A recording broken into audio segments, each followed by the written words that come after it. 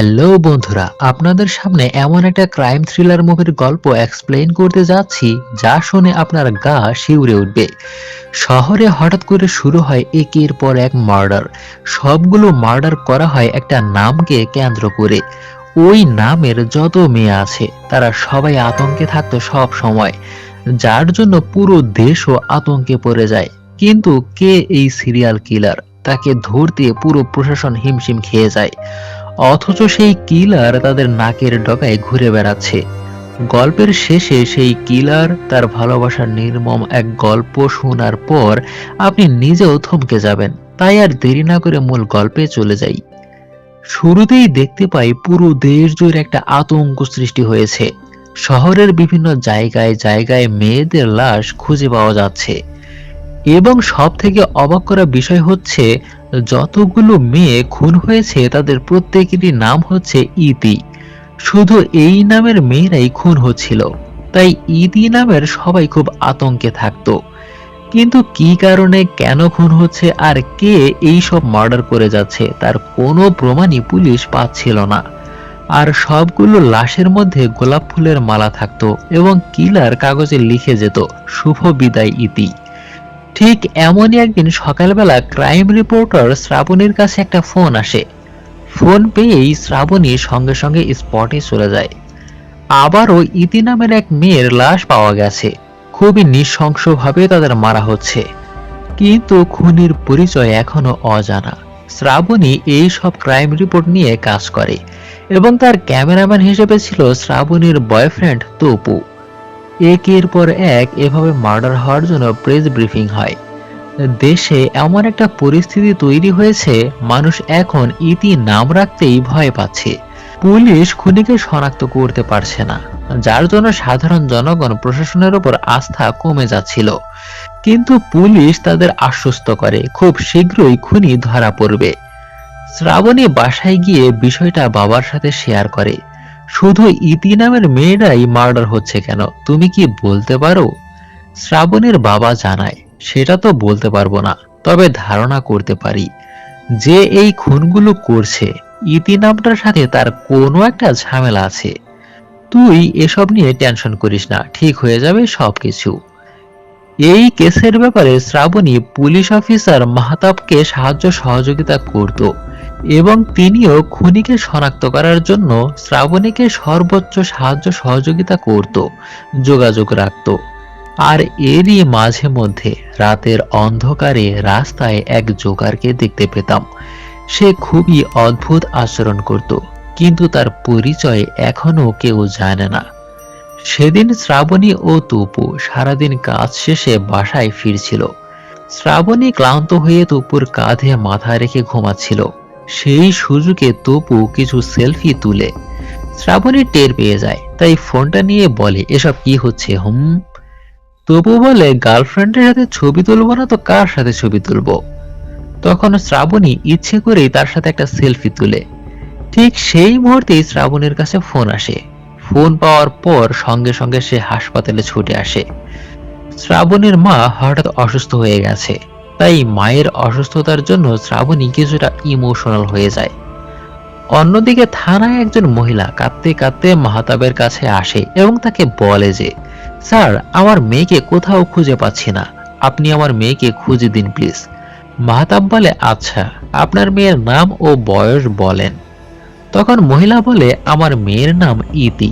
এই কথা শুনে সে ঘাবড়ে যায়, কারণ এই মুহূর্তে ইতি নামের মেয়েরা শুধু মার্ডার হচ্ছে, বিভিন্ন জায়গায় জায়গায় তাদের লাশ খুঁজে পাওয়া যাচ্ছে। এর মানে এই মেয়েটির সাথেও সেই একই ঘটনা হয়তো ঘটেছে। কিছুদিন পর শ্রাবণীর মা সুস্থ হয়, আর এই কয়েকদিন তপু শ্রাবণীর মায়ের অনেক টেক কেয়ার করেছে। তাই শ্রাবণীর বাবা মা ভীষণ ইমপ্রেস হয় তার উপর। এজন্য শ্রাবণীর বাবা তপুকে বলে, তোমার বাড়িতে কে কে আছে বাবা? তপু জানায়, বাবা মা বলতে তার কেউ নেই, সে একা। তখন শ্রাবণীর বাবা বলে, মন খারাপ করো না, মনে করো আজ থেকে আমরাই তোমার বাবা মা। এরপর মাকে নিয়ে হাসপাতাল থেকে চলে আসার সময় শ্রাবণী এক ডাক্তারকে জিজ্ঞাসা করে, আচ্ছা, এই হাসপাতালের মালিক কে? তিনি জানায়, মিজানুর রহমান। শ্রাবণী বলে, এর আগে যে আদম ব্যবসা করতে গিয়ে ধরা খেয়েছিল সেই মিজানুর রহমান? সে বলে, হ্যাঁ, তবে এখন ওইসব কাজ আর করে না। এরপর বাসায় আসার পর শ্রাবণী মায়ের সাথে শুয়েছিল। তখন বাবা শ্রাবণীর দিকে তাকিয়ে থাকে। শ্রাবণী বলে, এভাবে কি দেখছো বাবা? বাবা বলে, দেখছি তপুকে আমার মেয়ের জামাই হিসেবে কেমন মানায়। এটা শুনে শ্রাবণী কিছুটা লজ্জা পেয়ে বলে, বাবা। এরপর তপু বাসায় আসে শ্রাবণীকে নেওয়ার জন্য। শ্রাবণীকে নিয়ে নিখোঁজ ইতির বাসায় যায় তদন্তের জন্য। ইতির মামা ও মায়ের কাছে জানতে পারে। আতঙ্কে ইতির নাম পরিবর্তন করে ছদ্মনাম রেখেছিল তারা। ইতির জন্মদিনে ছোট বোন রুম্পা ভুল করে তাকে ইতি বলে ডেকে ফেলেছিল। ঠিক তার দুদিন পরেই এই ঘটনা ঘটল। কিন্তু জন্মদিনে বাইরের তো কোনো লোক ছিল না, তাহলে ইতি নামটা খুনি কিভাবে শুনলো? জন্মদিনের একটা ভিডিও ফুটে শ্রাবণীকে দেখানো হয়। আনন্দ করতে করতে ইতি যখন বেলকনির দিকে যায়, তখন রুম্পা ইতি আপু বলে ডেকে ফেলেছিল। তাই শ্রাবণী ওই জায়গাটা ভালোভাবে পর্যবেক্ষণ করে দেখে। এরপর রাতে তপুর সাথে শ্রাবণী ফিরে আসে, কিন্তু শ্রাবণীর বাসায় যাওয়ার রাস্তায় গ্যাসের লাইনের কাজ চলছিল, তাই শ্রাবণীকে অন্য রাস্তা দিয়ে হেঁটে যেতে হবে। তপু তাকে এগিয়ে দিতে চাইলেও শ্রাবণী বলে, আসতে হবে না, আমি যেতে পারবো। এরপর শ্রাবণী একা একা কিছুদূর এগিয়ে যাওয়ার পর তপু শ্রাবণীর চিৎকার শুনতে পায়। এরপর সে দৌড়ে যায় শ্রাবণীকে খুঁজতে। শ্রাবণী হঠাৎ তপুকে দেখতে পেয়ে তাকে এসে জাপটে ধরে আর কাঁদতে কাঁদতে বলে, ওরা আমাকে মারতে চাইছিল। শ্রাবণী ভীষণ ভয় পেয়ে যায়। পরের দৃশ্যে একটা ছেলেকে দেখি, সে তার টিচারের কাছে পড়তে এসেছে, আর সেই টিচার হচ্ছে একজন ডাক্তার। এই ছেলেটির মধ্যে নারী স্বভাব বিদ্যমান। সে মেয়েদের মতো সাজে, নেল পলিশ মাখে, লিপস্টিক দেয়। পুরুষ ব্যাপারটাই তার মধ্যে নেই। তাই ছেলেটির বাবা ডাক্তারের কাছে পাঠিয়েছে তার ট্রিটমেন্ট করে তার মধ্যে পুরুষত্ব ব্যাপারটা ফিরিয়ে আনার জন্য। শ্রাবণী কেসটা নিয়ে ভীষণ টেনশনে ছিল। রাতে বাসার ছাদে পায়চারি করতে করতে ভাবছিল, এই কিলার কে কোনোভাবেই ধরা যাচ্ছে না, কোনো প্রমাণই সে রাখে না। তাই শ্রাবণী বাবার কাছে বুদ্ধি চায়। এই কিলারকে ধরতে না পারলে পুরো দেশ একটা হুমকির মধ্যে পড়ে যাবে। বাবা শ্রাবণীকে বলে যে এই খুনগুলো করছে সে একজন মানসিক রোগী। মেডিকেলের ভাষায় একে মেন্টাল ডিসঅর্ডার বলে। সে এই খুনগুলো করছে না, এই রোগ তাকে দিয়ে খুনগুলো করাচ্ছে। ইতি নামের সাথে এই কিলারের কোন একটা সম্পর্ক তো রয়েছে, যার জন্য সে একের পর এক মার্ডার করে যাচ্ছে। এদিকে রাজপথে ইতি হত্যার বিচার চাই বলে দেশ জুড়ে অরাজকতা সৃষ্টি হয়ে গেছে। শ্রাবণী আবারও ইতির বাসায় আসে। শ্রাবণী আন্টিকে বলে, সেদিন যেভাবে ভিডিওটা আপনি করেছিলেন ঠিক সেভাবেই ভিডিও করবেন। আর টুম্পাকে বলে, তুমি যেভাবে সেদিন ডেকেছিলে সেভাবেই আবার ডাকবে। এরপর শ্রাবণী ইতির মতো অভিনয় করছিল। বেলকনিতে যাওয়ার পর রুম্পা ইতি আপু বলে ডাকতে থাকে। এরপর শ্রাবণী সামনে একটা বাসা দেখতে পায়, তাই সে সন্দেহ করে ওই বাসায় ঢুকে যায়। রুমে ঢোকার পর ভেতরে থাকা ছেলেটা খুবই ভীতশীত ছিল। শ্রাবণী পাশে একটা আর্ট খেয়াল করে দেখে, এখানে নিখোঁজ হওয়া ইতির ছবি আঁকা। তখন ছেলেটি শ্রাবণীকে ধাক্কা মেরে দৌড়ে পালিয়ে যায়। এরপর আমরা সেই জোকারকে দেখতে পাই। সে গোলাপ ফুলের মালা গাঁথছিল, আর তার এই জায়গাটা খুবই বিভৎস ভয়ঙ্কর ছিল। এখানে সে ইতিকে আটকিয়ে রেখেছে। এই জোকারই ইতি নামের সব মেয়েদের নির্মমভাবে মার্ডার করেছে।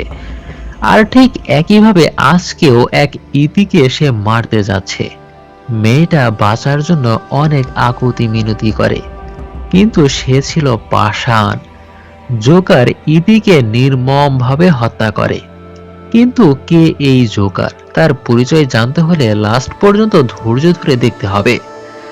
অন্যদিকে দেখি শ্রাবণের হাত থেকে পালিয়ে যাওয়া সেই ছেলেটিকে পুলিশ গ্রেপ্তার করেছে। সে শ্রাবণীকে দেখে কেন পালালো এটা জিজ্ঞাসা করলে উত্তরে সে জানায়, আমি ভীষণ ভয় পেয়েছিলাম। আমি ভেবেছিলাম আমাকে পুলিশে ধরিয়ে দেবেন, সেই ভয়ে পালিয়েছি। কিন্তু ইতির ছবি তার রুমে কেন? তখন সে বলে, ইতিকে আমি ভীষণ পছন্দ করতাম, খুবই লক্ষ্মী একটা মেয়ে। আসলে ইতির প্রকৃত খুনি এই ছেলে নয়। এরপর আবার রাস্তার এক পাশে ইতি নামের মেয়ের লাশ খুঁজে পাওয়া যায়। গলায় টাটকা গোলাপের ফুল, কাগজে লেখা শুভ বিদায় ইতি। পুলিশ বিষয়টা নিয়ে তদন্ত চালিয়ে যাচ্ছে। রিপোর্ট শেষ করে শ্রাবণী তপুকে নিয়ে বাসায় ফিরে আসে। এরপর ফ্রেশ হয়ে পরিবারের সাথে বসে ডিনার করছিল সবাই। কিন্তু সে সময় হঠাৎ জানালা দিয়ে কেউ একজন কাগজে কিছু একটা লিখে ঢিল মারে। কিন্তু জানালা দিয়ে কাউকে তারা দেখতে পায় না। বিষয়টা পরিবারের মাঝে কিছুটা আতঙ্কের সৃষ্টি করে। কিন্তু কাগজে কি লেখা আছে সেটা বাবা মা জানতে চাইলেও শ্রাবণী বিষয়টা এড়িয়ে যায়। হয়তো শ্রাবণীকে কেউ একজন থ্রেট করেছে। শ্রাবণী ইতির জন্মদিনের ভিডিও ফুটেজটি বারবার দেখতে থাকে। সে সময় একটি মেয়ে ওখানে বসে ভিডিও কলে কারোর সাথে কথা বলছিল। তাই বিষয়টা ভালোভাবে খতিয়ে দেখার জন্য শ্রাবণী আবারও ইতির বাসায় চলে যায় এবং মামাকে জিজ্ঞাসা করে ভিডিওর মধ্যে যে মেয়েটি ভিডিও কলে কথা বলছিল সে কে। আমার ধারণা খুনি হয়তো তার ওই ভিডিও কলের মাধ্যমে ইতি নামটা শুনতে পেয়েছিল। তাছাড়া তো কোনো মাধ্যম দেখছি না। মামা জানায় সে আমার মেয়ে তুলি, কিন্তু এখন সে দাদু বাড়ি লালমাটিয়া গেছে। তখন শ্রাবণীর বস তাকে ফোন করে। ফোন পেয়ে শ্রাবণী বলে আচ্ছা স্যার, আমি এখনই আসছি। এরপর তপুকে সাথে নিয়ে চলে আসে। কিছুক্ষণ পর শ্রাবণী আবার ওই মামাকে ফোন করে এবং বলে যে লালমাটিয়া আপনার মেয়ে তুলির অ্যাড্রেস আমাকে দিন, আমরা সেখানে যাব। কিন্তু মামা জানায় সেখানে গিয়ে কোনো লাভ হবে না। আমার মেয়েকে হঠাৎ খুঁজে পাওয়া যাচ্ছে না। যেখানে যেখানে যাওয়ার কথা আমরা সব জায়গায় খোঁজ নিয়েছি, কিন্তু কোথাও খুঁজে পাচ্ছি না। প্লিজ আপনি কিছু একটা করুন। শ্রাবণী বলে আচ্ছা ঠিক আছে, বিষয়টা আমি দেখছি। শ্রাবণী কেসটা নিয়ে ভীষণ টেনশনে পড়ে যায়। পরদিন শ্রাবণী বিষয়টা পুলিশ মাহতাবকে জানায়। এই সিরিয়াল কিলার হয়তো তুলির ওই ভিডিও কলের মাধ্যমে কোনোভাবে ইতির নাম শুনেছিল। আর যখনই সে জানতে পেরেছে তুলিকে খুঁজে পেলে কিলার ধরা পড়ে যাবে, তখন সে তুলিকেও নিখোঁজ করে দিয়েছে। পুলিশের আর বুঝতে বাকি থাকে না এই কিলার যেই হোক না কেন সে আমাদের খুব কাছাকাছি ঘুরঘুর করছে। এই কেসটা নিয়ে শ্রাবণী ভীষণ বিপাকে পড়ে যায়। তাকে বিভিন্ন মাধ্যম থেকে জীবননাশের হুমকিও দেওয়া হতো। একদিন শ্রাবণীর কাছে একটা ফোন আসে। হাসপাতালের সেই মালিক মিজানুর রহমান শ্রাবণীকে হুমকি দিচ্ছিল। কারণ শ্রাবণী ইতি হত্যার রিপোর্টের পাশাপাশি মিজানুর রহমানের হাসপাতালের বিভিন্ন দুর্নীতি, ভুয়া রিপোর্ট, জোর করে সিজার করানো সহ নানা ধরনের অপকর্ম এসব নিয়ে শ্রাবণী রিপোর্ট তৈরি করছে। তাই মিজানুর রহমান তাকে হুমকি ধামকি দেয় ওই রিপোর্ট যেন সে কখনোই প্রকাশ না করে। কিন্তু শ্রাবণী তার হুমকি ধামকিতে ভয় পায় না। সবকিছু মিলিয়ে শ্রাবণী এসব প্রেসার আর নিতে পারছিল না। তখন তপু এসে বলে চলো ঘুরে আসি, কাজের ফাঁকে একটু ঘুরলে ভালো লাগবে। আর তাছাড়া আমাদের সম্পর্কেরও 1 বছর পূর্ণ হবে, তাই দিনটা আমার জন্য একটু স্পেশাল। এরপর তপু ও শ্রাবণী দুজনে সারাদিন ঘুরে বেড়ায়। কখনো তারা ফুচকা খায়, কখনো বা নদীতে নৌকায় ঘুরে বেড়ায়। এক কথায় দুজনে সারাদিন অনেক এনজয় করে। দিন শেষে তপু শ্রাবণীকে নিয়ে রেস্টুরেন্টে আসে। তপু বলে তুমি একটু বসো, আমি ভূত থেকে আসছি। এরপর শ্রাবণী একা বসে সেলফি তুলছিল। তখন একটি মেয়ে পেছন থেকে শ্রাবণীকে ইতি ইতি বলে ডাকছিল। শ্রাবণী কিছুটা ভয় পেয়ে যায়। মেয়েটা বারবার তাকে ইতি বলে ডাকতে থাকে, কিন্তু শ্রাবণী তার কথার কোনো উত্তর দেয় না। তখন মেয়েটা শ্রাবণীর কাছে এসে বলে আরে ইতি, আমি তোর ফ্রেন্ড রুমা, আমাকে চিনতে পারছিস না? আমি এত বছর বিদেশে ছিলাম। কিন্তু শ্রাবণী তাকে না চেনার ভান করে সেখান থেকে চলে যায়। তখন পাশে বসে থাকা একজন লোক এসে তাদের বলে ইতি বাংলাদেশে একটা আতঙ্কের নাম, এই বিষয়ে কি আপনারা জানেন? এরপর দেখি ইতি বাসায় এসে নিজে নিজে খুব ভয় পাচ্ছিল। ওই মেয়েটা শ্রাবণীকে ইতি বলে ডাকছিল কেন? শ্রাবণীর নাম কি তাহলে ইতি ছিল? পরের দিন ছিল শ্রাবণীর বার্থডে, তাই অফিসে তপু শ্রাবণীর জন্য অপেক্ষা করছিল, কিন্তু শ্রাবণীর আসার কোনো খবর নেই। তপু শ্রাবণীর মাকে ফোন করে এবং শ্রাবণী কোথায় জানতে চায়। মা জানায় শ্রাবণী তো অফিসে চলে গেছে, কিন্তু তপু বলে কই, সে তো আসেনি। আর তার ফোনটাও বন্ধ। মা তখন ঘাবড়ে যায়। তবু বলে, আমি দেখছি বিষয়টা। এরপর পুলিশ মাহতাবকে শ্রাবণীর বস নাজমুল সাহেব ফোন করে শ্রাবণীর বিষয়টা জানায়। শ্রাবণীকে নিয়ে আমরা ভীষণ টেনশনে আছি, তাকে কোথাও খুঁজে পাচ্ছি না, তার ফোনটাও বন্ধ। এর আগে তো কখনই এমনটা ঘটেনি। পুলিশ বলে, কি বলেন এসব? বস বলে, শুনেছি গতকাল শ্রাবণী হাসপাতালের মালিক মিজানুর রহমানের সাথে বেশ তর্ক বিতর্ক করেছে। পুলিশ বলে, আচ্ছা, বিষয়টা আমি দেখছি তাহলে। এরপর আমরা দেখতে পাই পুলিশ মিজানুর রহমানকে গ্রেপ্তার করে থানায় নিয়ে যায়। আর এদিকে বাসায় শ্রাবণীর বাবা মা মেয়ের টেনশনে কান্নাকাটি করছে। শ্রাবণীর বাবা অসুস্থ হয়ে পড়ে গেছে। এদিকে থানায় পুলিশ মিজানকে ইচ্ছে এরকম মারধর করে বলে, বল শ্রাবণীকে কোথায় রেখেছিস, কোথায় গুম করেছিস? মিজান তখন বলে, স্যার, আমি শ্রাবণীকে থ্রেট দিছি, মেরে ফেলার হুমকি দিছি, যাতে করে আমার হাসপাতালের রিপোর্ট সে প্রকাশ না করে। এর বাইরে স্যার আমি কিছুই জানি না, আমি তারে কিছু করি নাই স্যার। অন্যদিকে সেই মেইলি স্বভাবের ছেলেটাকেও দেখানো হয়। সে এখন সুস্থ স্বাভাবিক আছে, আর এখন সে তার ম্যাডামের প্রেমে পড়ে গেছে। তাই ম্যাডামকে প্রপোজ করতে গোলাপ ফুল কিনে নিয়ে যায়। পরের দৃশ্যে আমরা শ্রাবণীর দেখা পাই। তাকে কিডন্যাপ করা হয়েছে, হাত পা মুখ বাঁধা অবস্থায় সে পড়ে আছে। সেই জোকার শ্রাবণীকে এখানে ধরে নিয়ে এসেছে। শ্রাবণী চারদিকে শুধু রক্ত আর রক্ত দেখতে পায়, আর আশেপাশে রক্ত দিয়ে ইতির নাম লেখা। শ্রাবণী ভীষণ ভয় পাচ্ছিল। এরপর সেই জোকার হাতে ছুরি নিয়ে শ্রাবণীর দিকে এগিয়ে আসে।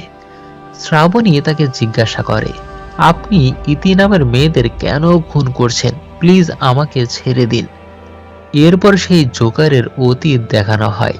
মেইলি স্বভাবের সেই ছেলেটা সেদিন গোলাপ কিনে ম্যাডামকে প্রপোজ করতে গিয়ে দেখতে পায় সে অন্য একজনের সাথে পরকীয়া করছে, অশ্লীল কাজ কারবার করছে। তাই ছেলেটা সেদিন ড্রিল মেশিন দিয়ে তাদের দুজনকেই নির্মমভাবে মেরে ফেলে।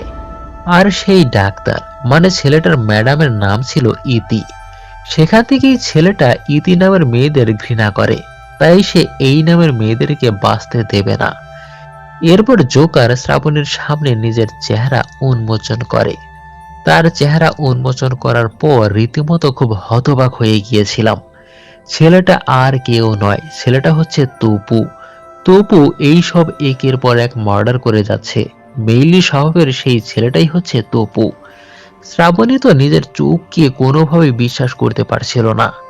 তপু জেনে ফেলেছে শ্রাবণীর নাম ইতি। সেদিন রেস্টুরেন্টের সেই ঘটনায় তপু তার আসল নাম জেনে ফেলেছে।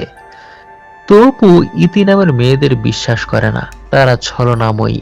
তপুর কাছে ইতি নামের মেয়েদের বেঁচে থাকার কোনো অধিকার নেই। তাই সে শ্রাবণীকেও মেরে ফেলবে।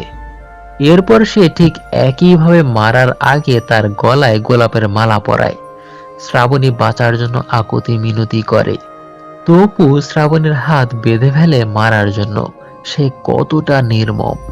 শ্রাবণী হাত পা ছোড়াছুড়ি করতে থাকে। ধাক্কা খেয়ে তপু নিচে পড়ে যায়।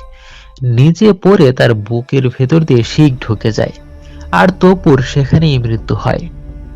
ভালোবাসার মানুষের হাতেই মানুষরূপী এই পশুর জীবনের সমাপ্তি ঘটে। আজ থেকে আর কোনো ইতি মারা যাবে না। আজ থেকে কেউ আর আতঙ্কে থাকবে না, সবাই শান্তিতে ঘুমাতে পারবে। আর এই ক্রাইম থ্রিলার গল্পটি এখানেই শেষ হয়। সবশেষে ভিডিওটি আপনাদের কেমন লাগলো অবশ্যই কমেন্ট বক্সে জানাবেন। সবাইকে ধন্যবাদ।